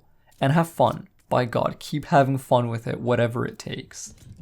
I also learned the importance of getting lucky and getting shouted out by creators with bigger stats. Which brings me to everyone currently listening to this, please watch and subscribe to Treviso. He makes stealth exhibition content that is equal and often better than mine. And he loves Assassin's Creed just as much. I cannot recommend him enough, and that goes for blackTIE as well. Congratulations on 10k. See you at 50k during Valhalla streams. Thank you, Ash. And oh my goodness, now you've set an expectation. I guess we have to hit it somehow, step by step. Which online personalities would you like to have a collaboration with? What do you think of the Arkham series' stealth mechanics? Could it be repurposed for a modern-day AC game? I'd like to eventually collaborate with Treviso, blackTIE, Blutkatz, Fatal Fate, and do another collab with Sigh, which we've already planned a little. I actually have worked on projects with Treviso before, and although it was our first time doing something like it, I think it went pretty well and it was really cool. We're pretty good teammates, and he's very good at catching me slip whenever I do something stupid, so that helps me a lot. I think the Arkham games have really good stealth mechanics because they resonate with the behaviors and actions Batman would have access to and find natural. They could definitely be repurposed for use in Assassin's Creed present day, but they'd have to be altered to be less Batman-like. There's one stealth to combat interaction in Arkham that is basically flawless for Assassin's Creed, and it's the moment when Batman is detected by riflemen, then drops a smoke pellet to disappear. Because firearms are not only predictable and consistent in those games, they also always reliably deal immense damage to Batman's health bar. This interaction of wiping out Abstergo gunners from the shadows with your hidden blade, then dropping smoke if they detect you to escape or keep fighting, is not only mechanically sound, it's been alluded to in the series already, with the final battle cinematic in AC Syndicate showing Galena doing the exact same thing. Would you prefer a completely RPG element-free AC experience like Unity, or a balanced one like Origins? This is assuming both have equal polish and story. If both have equal polish and an equally good story, I would always pick the RPG-free experience like Unity every single time. Once again, this isn't because I dislike RPGs. I don't. I love great RPGs as much as anyone else. I just make this decision simply because I love Assassin's Creed, nothing more. Is Assassin's Creed Unity flawless and an underrated gem after all the patches? Asking because you seem to be the most passionate Unity-focused channel and fan on YouTube. Hi, Civ. I love you too. No, Assassin's Creed Unity is not a flawless, underrated gem. I think that, as it stands, it's rated quite reasonably. Assassin's Creed Unity is an irredeemably broken, flawed, buggy car crash of a video game, but if a player can find a way to love it, then chances are they will really love it. That's the best way to think about it, I feel. Can you make a Let's Play of an Assassin's Creed game? As I mentioned in the quick response to this comment, I think I already have in a manner of speaking. You can check out my no upgrades runs for Unity, Dead Kings, and Syndicate, as well as my Fields of Elysium commented walkthrough for Odyssey. But if those aren't enough, rest assured I am planning other Let's Plays of Assassin's Creed games, uploaded as single chunk video files. I can't tell you when those will be up, because I don't want to set any expectations on release dates that I can't fulfill, and I'm very behind on my channel right now, but they're coming. Can you make a video about assassination techniques in AC1, like air assassinations, or a video where you basically perfect stealth through the major targets and escape with style? I'm kinda new here, but I've been loving your stuff, especially the real talk sections of the streams. Keep it up. I probably could, but I'd have to set something else aside to do so, and this isn't a high priority for me right now because content like this already exists on YouTube, even though it's a little old. Look up ENX04 or Stab Guy and watch their videos. Good ones are 12 Ways to Wield the Hidden Blade, as well as the Assassination Variety Packs or their stylish assassination videos. Ian's video, The Bleeding Effect, Expert Gameplay in Assassin's Creed, is also incredible. What is, in your mind, the biggest wasted potential across all of Assassin's Creed? Also, what are your opinions on the outrage that is the lack of the hidden blade on the Arno Fearless outfit that ruined my final ending sequence? Most importantly, speedrun of Dynasty Warriors Gundam on a toaster when? Wasted potential over the lifespan of the series is definitely how little attention and gameplay focus is given to core gameplay in present day. We should be receiving way more high quality missions that involve parkour, assassination, or combat in present day than we're currently receiving. And I don't mean just throw 3 guys at the player character and have them all go down in 2 seconds before we go back to the Animus for 40 hours. Flex your game design muscles and your level design muscles. Flex your world building. Assassin's Creed is a rich, bold universe, especially in present day, which is where all the actual stakes of the narrative are unfolding. Even if all this means we only get 1 of those high quality missions per game, with the rest involving being stuck in an office, a warehouse, or a cave, that would still actually be more than we're getting right now. Wasted potential in a single instant, though, is the death of Juno. She was the main antagonist, the singular villain of the entire series, who had been slowly built up since 10 years ago, and she just gets literally and figuratively wasted in a comic book. As for the speedrun of Dynasty Warriors Gundam on a toaster, I'll have to get back to you on that. It's still far too legendary for my current capabilities. Yo, Leo, Elise or Christina? Elise. I'm sad that you haven't done an AC3 and 4 playthrough. I watched your entire AC1 walkthrough during this pandemic, and I've never known how detailed and philosophical this game is. Thank you very much for enlightening me with teaching us the gameplay techniques I've never known we could do in it, and the subtle references to the larger AC universe and how badass Altair actually is. Hey Kevin, I'll definitely get around to doing walkthroughs for AC3 and 4 at some point, as well as for other games in the series. I'm really glad you've appreciated what I've done for AC1, even though it was just stream dumps and wasn't a high quality walkthrough. Once again, thank you so much, and you're very welcome. Favorite series to play besides Assassin's Creed? Resident Evil. Are you gonna start selling merch? I wouldn't mind buying some of your underwear. I should probably start selling merch soon, sure. Buying my underwear would be difficult because I need it more than you do. But maybe you can buy some shirts, posters, and mugs though. We'll figure it out. I have one question. When did you really like or love games? I guess there have been multiple thresholds. I've really liked games from the first moment I ever had a controller in my hands, and that would probably be Sonic the Hedgehog 3 on the Sega Mega Drive.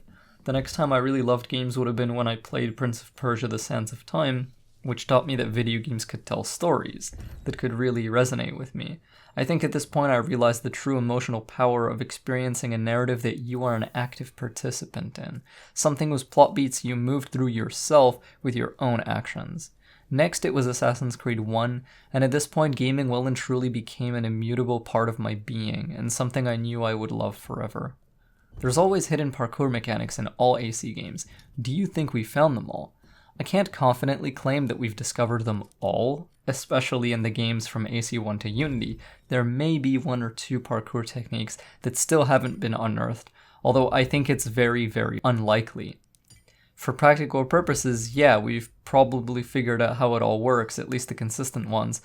Certain animations like the base jump or the twirling descent from Unity and Syndicate, no one in the entire player base understands how to trigger reliably and consistently, even the best parkour players in the world, like Memento Gallery. Do you think that an AC game is possible in the 21st century setting, to see what the assassins are doing behind the simulation? Absolutely, I think it's very possible. Ubisoft just have to want to do it. In my heart, I'm hoping that the rising popularity of cyberpunk games and the resurgence of cyberpunk media in general will inspire Ubisoft to lean harder on their present-day elements. There's a lot of potential there that is as yet untapped. Do you think that the version of Eagle Vision that's shown in Origins, Odyssey, and now Valhalla is actually a variant of it, or is it just a gameplay mechanic? With the current information we have available, I have reasons to believe Ancient Eagle Vision is a true variant of the Eagle Vision we've always known about. They both come from the same source. They both come from the user's ultra-developed sixth sense, their fragment of knowledge, if the games and supplementary materials are to be believed. The main support for all this comes from one of the AC Reflections comics, which features Connor's daughter projecting her mind into an eagle to quickly find him. The way it's framed and presented on the page only really makes any sense if she was seeing directly through the bird's eyes. This also adds extra weight and context to why it's even called Eagle Vision at all, because originally it truly was literal eagle vision. Makes sense, right? Valhalla will have more chances to show us additional narrative context surrounding it. I just hope they take those chances, because I'm curious. How did you develop your current affinity with parkour in all the AC games? Was it curiosity that got you? Maybe because you wanted to be better at it, or was it just you discovering each thing one by one as you grinded the games? It was 80% me discovering each thing one by one as I played through the games. The other 20% was being taught by other community members, or looking at gameplay videos and seeing certain mechanics I'd never tried before used in them. That's part of why I value teaching other players what they can do so much. Many times throughout my life, I watched videos and I discovered techniques that I didn't know were possible, and that always felt really great, and I kind of just want to give other people that feeling. What's the best and worst feature in each new parkour engine of AC? The best feature in the Kenway Saga is safe movement, which is unfortunately mapped in a way on the controller that makes it more likely for all players to accidentally run up a wall, because there's no longer a distinction between run and parkour. They both go on the same button. Incidentally, this also means it's the worst new feature at the same time. In Unity, the best feature is parkour down, that you can just turn your brain off and autopilot. The worst feature is lack of animation cancelling, lack of at-will side ejects, lack of manual catch ledge, an increase in automation, and responsiveness and input delay issues on all platforms, which become worse on console or when the game is running at lower frame rates. Syndicate is just Unity's movement system, but its worst feature is the lack of manual jumping whatsoever. It's hard to believe it could get any worse, right? And then in Origins and Odyssey, the best feature is how easy to control they are, but the worst feature is that the way this is achieved is by deleting movement as gameplay entirely, which leads to a lack of freedom or player expression in movement. With all the current news about Assassin's Creed Valhalla, are you excited to play the game? Yes, I am. Do you think after Assassin's Creed 3 explored the philosophical theme to its peak, that Assassin's Creed doesn't have much to explore, or the franchise should end since it's reached its narrative's end?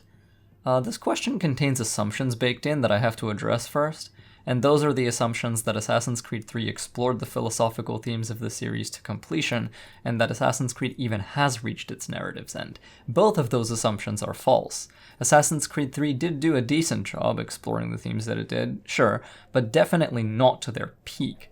And Desmond's arc certainly ended in AC3, but the rest of the series' story beats, which still need to be wrapped up and concluded, those didn't end. They're still loose, they're still out there, and they still need to be finished. What I personally feel is that Ubisoft are finding it incredibly challenging to actually write narrative for this series, but that's not because there's nowhere to go, and it's not because there's nothing to write. It's definitely not because the story is somehow finished, because it's clearly not, and we all know it. It's just a lack of organization, a lack of planning, and sometimes a lack of courage and will.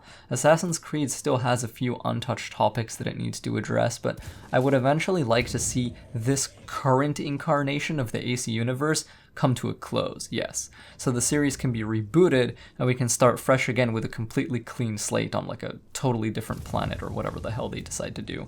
Before that can happen though, it would be super unprofessional for Ubisoft to just abandon everything they've set up without finishing what they started. I don't think anybody wants that. So, finish the story, show us what's happening with the World's End node, show us what Otto Berg and Layla and Alethea are all up to, and then wrap it up.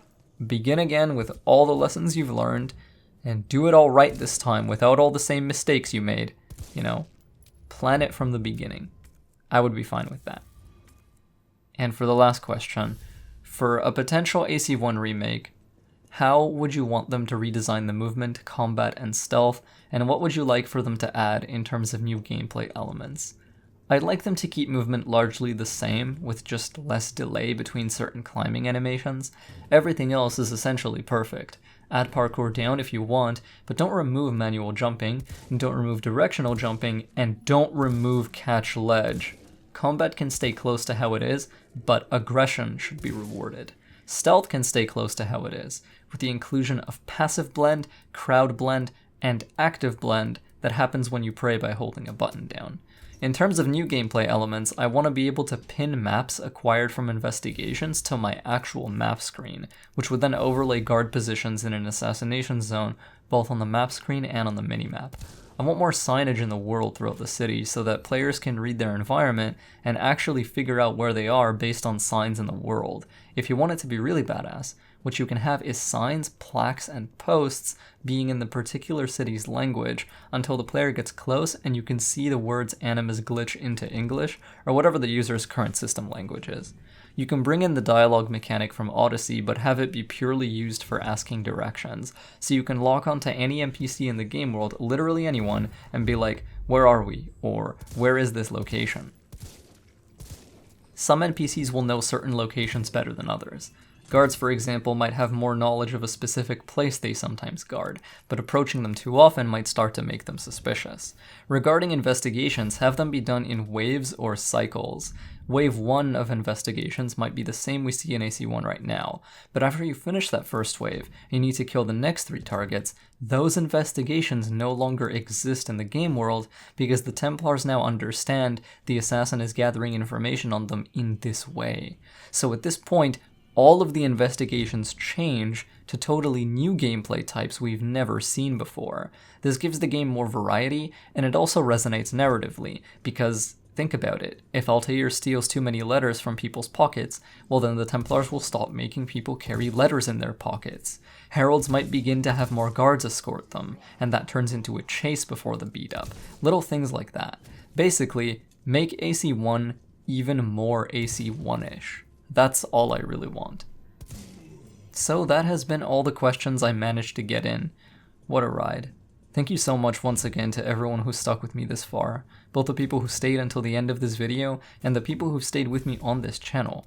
I love you all and I appreciate your presence a lot. It has been a journey and I'm sure we're all curious to see where it'll take us next. That, I don't know, but I'm excited anyway and I'm intrigued to find out. I found it surreal when I hit 1,000 subscribers. I never assumed such a thing would be possible. And now I just feel silly because I'm here, and this feels surreal too. If I were thinking as a realist, I don't believe we'll grow too much more than this. What I do and the ways I do it simply aren't the most popular things in the world, and I think that's okay, and that's actually really valuable. But if I'm proven wrong and we do grow well beyond this, well, wow, it's just hard to imagine, you know? Once again, thank you so much to all of you. Have a wonderful night, and I hope you stay sneaky.